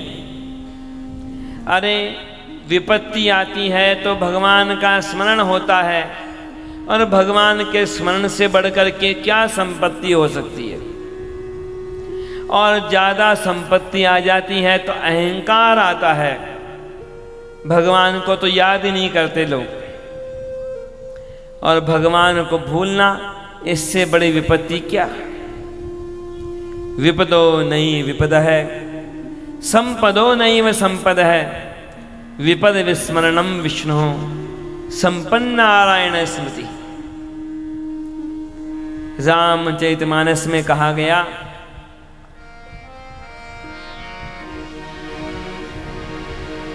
कि क्या है सबसे बड़ी विपत्ति। वहां यह नहीं कहा कि धन कम होना विपत्ति है या बीमार होना विपत्ति है। वहां यही कहा गया कि भगवान को भूल जाना, भगवान का भजन छोड़ देना, यही है सबसे बड़ी विपत्ति। कह हनुमंत विपत्ति प्रभु सोई। कह हनुमंत विपत्ति प्रभु सोई। कह हनुमंत विपत्ति प्रभु सोई। कह हनुमंत विपत्ति प्रभु सोई। जब तब सुमिरन भजनन होई। जब तब सुमिरन भजनन होई। कह हनुमंत विपत्ति प्रभु सोई। कह हनुमंत विपत्ति प्रभु सोई। कह हनुमंत विपत्ति प्रभु सोई। कह हनुमंत विपत्ति प्रभु सोई। जब तब सुमिरन भजनन होई। जब तब सुमिरन भजनन होई। संत लोग तो कहते हैं, सुख के माथे सिल परे, जो राम हृदय से जाए, बलिहारी व दुख की जो पल पल राम कहाए। अरे उस सुख से क्या लेना देना जिस सुख के पीछे भगवान हृदय से चले जाते हैं, भूल जाते हैं भगवान को। अरे वह दुख भी अच्छा जो निरंतर भगवान की याद दिलाता रहता है।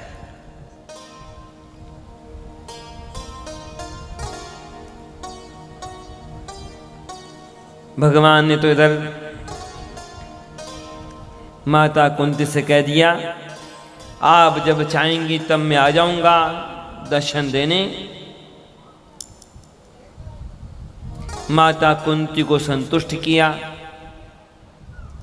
और उधर या तो चलने की तैयारी थी, लेकिन युधिष्ठिर के मन में कई चिंताएं कि इतना बड़ा युद्ध हुआ महाभारत का, इतने लोग मरे, तो अब इतने लोगों के मरने का पाप लगेगा मुझे।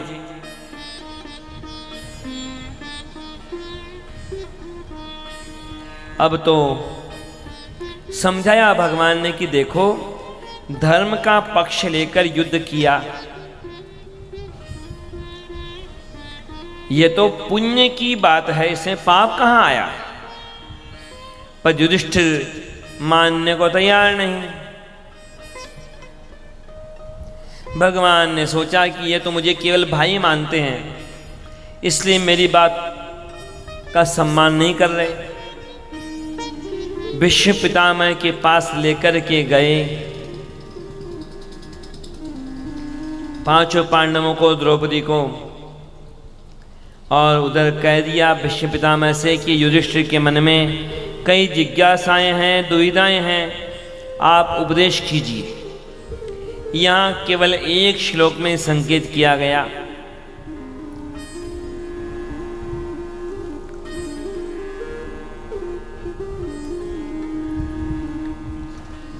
दान धर्मान राज धर्मान मोक्ष धर्मान विभागशः स्त्री धर्मान भगवत धर्मान समास व्यास योगतः। परंतु महाभारत के अनुशासन पर्व में विस्तार से वर्णन है इस विषय का। युधिष्ठिर की मन की शंकाओं को दूर किया भीष्म पितामह ने उपदेश देकर। उधर भीष्म पितामह ने भगवान की स्तुति की और भगवान का दर्शन करते हुए अपने प्राणों का त्याग किया, भगवान के धाम को चले गए। श्री भीष्म पितामह महाराज की जय।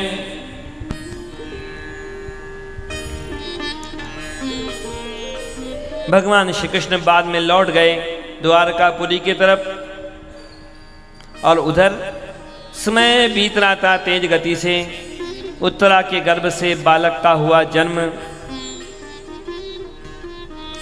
बालक का नाम रखा गया पहले विष्णु रात। विष्णुना कृष्णेन रातः रक्षितः। भगवान ने रक्षा की, इसलिए नाम हुआ विष्णु रात।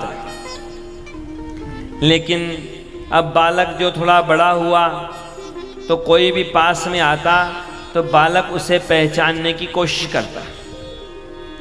संबंधियों ने पूछा, भाई तुम किसकी परीक्षा कर रहे हो?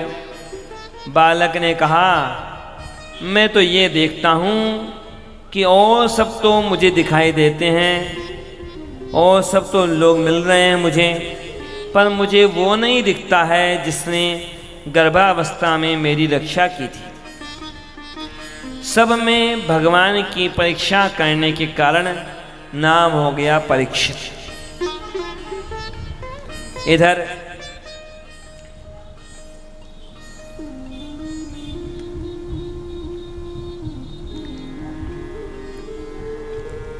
जो परीक्षित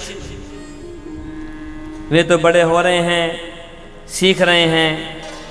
उधर कई घटनाएं घटित हुई हस्तिनापुर में। विदुर जी के समझाने से धृतराष्ट्र गांधारी उन्होंने महलों का त्याग किया, चले गए वन में, वहीं मृत्यु को प्राप्त हुए। उधर अर्जुन गया हुआ था भगवान श्री कृष्ण का दर्शन करने के लिए द्वारकापुरी की तरफ। उधर युधिष्ठिर ने देखा कि तरह तरह के अपशकुन हो रहे थे। बार बार भूकंप आने लगे, बार बार उल्कापात होने लगी आकाश से, सूर्य चंद्रमा की कांति कम होने लगी। अब ये सब तो प्रलय के लक्षण। अब ऐसे भरोसा न हो शास्त्रों पर तो आज के वैज्ञानिकों से भी पूछ के देख लो कि वो भी अनुमान क्या करते हैं कि पृथ्वी नष्ट होगी तो कैसे नष्ट होगी। वही अनुमान है लोगों के कि या तो बड़ा भूकंप आएगा, कि या तो आकाश से कोई बड़ी उल्का या कोई धूमकेतु आके धरती से टकरा जाएगा तो पृथ्वी नष्ट होगी। उनके भी अनुमान वही हैं, वैज्ञानिकों के अनुमान भी वही हैं इस बारे में।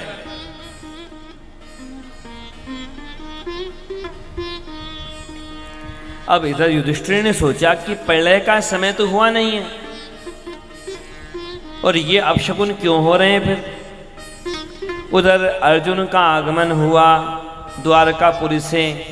बड़ा दुखी है अर्जुन, बार बार पूछने लगे युधिष्ठिर अर्जुन से, अरे तुम ऐसे दुखी क्यों हो, क्या हुआ क्या हुआ, द्वारकापुरी में सब कुशल तो है ना। इधर अर्जुन ने कह दिया भगवान श्री कृष्ण के बारे में कि भगवान श्री कृष्ण ने लीला समेटी, यादव वंश नष्ट हुआ, द्वारकापुरी को समुद्र ने समेट लिया।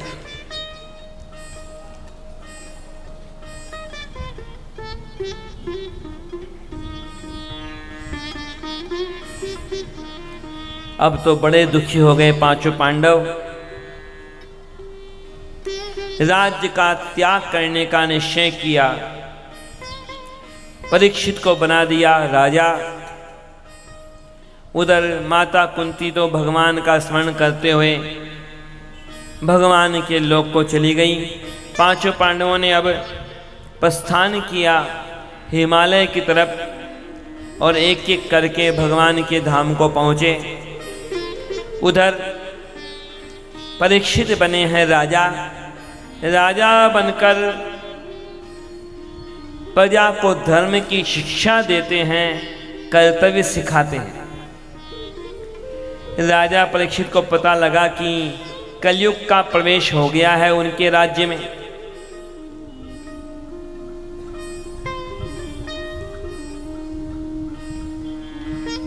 अब कलयुग में तो बहुत सारे दोष हैं, कैसे प्रजा की रक्षा करूं। अब सेना को साथ लेकर दिग्विजय आरंभ की राजा परीक्षित ने। कार्य करना है तो बल तो चाहिए। अपने देश में समस्याएं क्यों हुई थी? अपने देश की सीमाएं बहुत बड़ी थी, भारत देश की सीमाएं।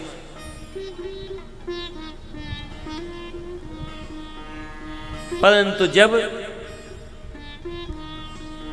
छोटे छोटी बातों को लेकर के आपस में झगड़े शुरू किए तो विदेशियों को मौके मिले।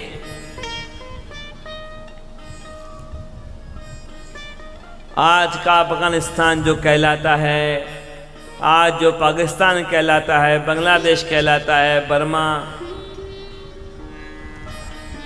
ये सब तो भारत के हिस्से थे ही।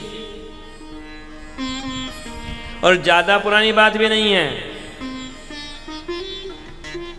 अंग्रेज जब भारत में अपना राज्य आरंभ कर रहे थे उस समय की बात भी है कि जो सिखों के जो राजा थे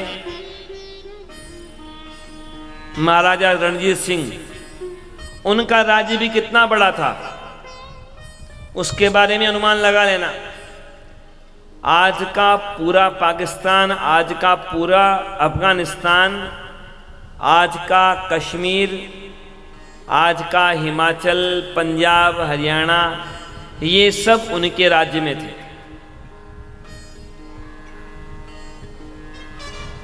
लेकिन जब घर के झगड़ों को ज्यादा महत्व दिया तो फिर विदेशियों ने कब्जे किए, देश टूटता गया।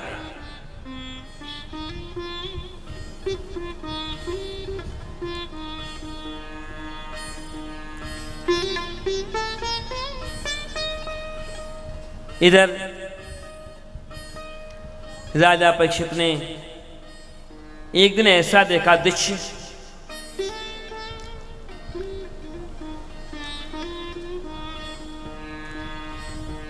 कि उनके सेना के शिविर के पास अकेले जा रहे थे दूर कुछ, तो देखा कि एक राजा के समान रूप बनाया हुआ एक आदमी एक गाय को और बैल को पीट रहा है।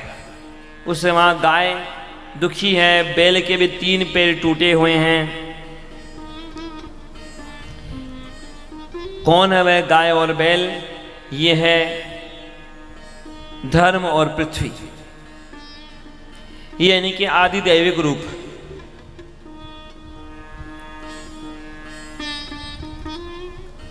धर्म है बैल के रूप में, पृथ्वी है गाय के रूप में। इधर राजा परीक्षित ने ललकारा उस दुष्ट को, अरे दुष्ट, यहाँ पांडवों के धर्म के शासन में तुम्हारे जैसे दुष्ट के लिए कोई जगह नहीं, मैं तुम्हें भी अभी मार देता हूँ। तो जैसे ही राजा ने तलवार निकाली, वो बहु रुपया तो पैरों में गिर पड़ा। नहीं मारो मत, मारो मत। राजा परीक्षित ने कहा ठीक है, मारता नहीं हूँ, पर तुम बड़े दुष्ट हो, मेरे राज्य को छोड़ के चले जाओ। अब उस दुष्ट ने अपना परिचय दिया कि मैं हूं कलयुग, आप मुझे जाने के लिए नहीं कह सकते। एक एक युग बीतता है, दूसरा युग आता है। अब सतयुग, त्रेता, द्वापर ये बीते, तो अब मेरा समय है कलयुग का। सोचा राजा परीक्षित ने की बात तो सही है, कह दिया कि ठीक है, रह सकते हो, पर तुम्हें निश्चित जगह पर ही रहना पड़ेगा, सब जगह नहीं जा सकते तुम। जहां पर जुआ खेला जाता हो, जुए में वो सारी बातें शामिल हैं कि बिना परिश्रम के बस तुक्के से या दूसरे की मेहनत को चुराने का प्रयास हो, तो वो भी जुआ ही हो गया। जहाँ जुआ खेला जाता हो, जहाँ शराब पी जाती हो, यहाँ शराब से मतलब सारे नशे हो गए। शराब से भी ज़्यादा नुकसान करने वाले नशे हो गए आजकल तो। जहाँ पर परस्त्रियों में लोग अनुरक्त रहते हों, जहाँ अधार्मिक हिंसा होती हो, उन 4 स्थान में तुम रह सकते हो। कलयुग ने सोचा कि इनमें से तो एक भी दोष नहीं है राजा में, और जब तक राजा पर काबू नहीं होगा तब तक प्रजा पर काबू कैसे करूँगा। बातें बनाई कि नहीं, मेरा तो लंबा चौड़ा परिवार है, मुझे और जगह दो। राजा ने कह दिया कि तुम सोने में भी रह सकते हो। यहाँ कौन सा सोना है? वैसे तो श्रीमद् भगवद गीता में भगवान कहते हैं धातुनाम अस्मि कांचनम, स्वर्ण भगवान की विभूति है। लेकिन यहाँ स्वर्ण से क्या मतलब है? अधर्म से प्राप्त जो भी धन है वह कलयुग का स्थान है।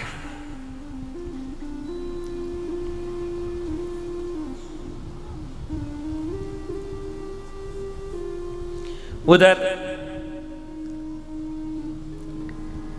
धर्म और पृथ्वी, उन दोनों को सुखी किया राजा परीक्षित ने, उन्हें स्वस्थ बनाया। मौका देख रहा था वह कलयुग, अवसर मिला कलयुग को। एक बार अपने कोषागार को देख रहे थे राजा परीक्षित। एक सुंदर मुकुट रखा था, कीमती मुकुट, बहुमूल्य मुकुट उठा के रख लिया मस्तक पर। किसका था यह मुकुट? ये था जरासंध का मुकुट। जरासंध का वध किया था जब भीमसेन ने, तब मुकुट लेके आ गए थे। अब जरासंध की तो हर वस्तु अधर्म से प्राप्त थी। कलयुग को मिला मौका। कभी भी व्यर्थ में हिंसा नहीं करने वाले राजा परीक्षित शिकार खेलने चल पड़े जंगल में।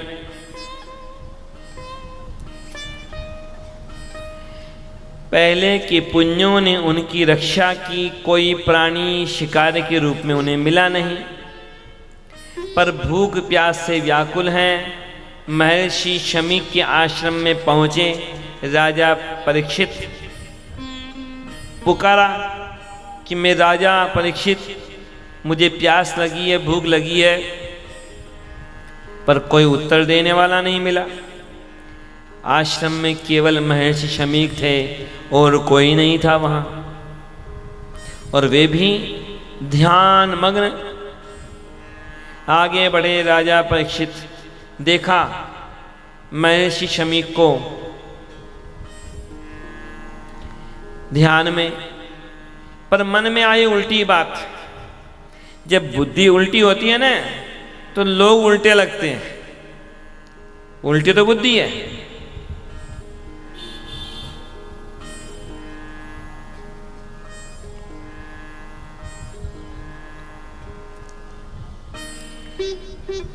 मन में आया विचार कि देखो ये ऋषि मुनि आते हैं मेरे पास, मैं कितना स्वागत करता हूं, और मैं आया यहां पर तो मुझे देख के आंख बंद किए बैठा है। अभी परीक्षा लेता हूं इसकी।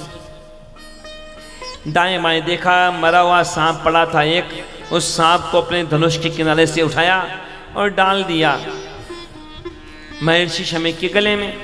महर्षि शमीक को तो अभी भी कुछ नहीं पता। राजा परीक्षित वापस चले अपने राजधानी की तरफ। उधर महर्षि शमीक का पुत्र श्रृंगी बालक था, पर तपस्वी बालक है। उसे पता लगा कि राजा ने अपराध किया मेरे पिता का। आ गया क्रोध, श्रृंगी को दे दिया शाप कि आज के 7वें दिन तक्षक सर्प के काटने से ये राजा परीक्षित मृत्यु को प्राप्त हो जाएगा।